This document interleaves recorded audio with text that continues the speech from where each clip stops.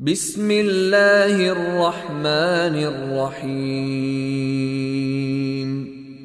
قل يا أيها الكافرون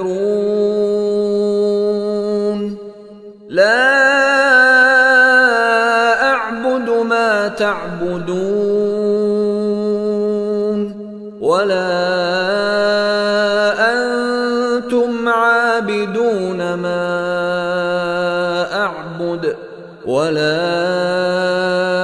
أنا عابد ما عبدتم ولا أنتم عابدون ما أعبد لكم دينكم ولي دين.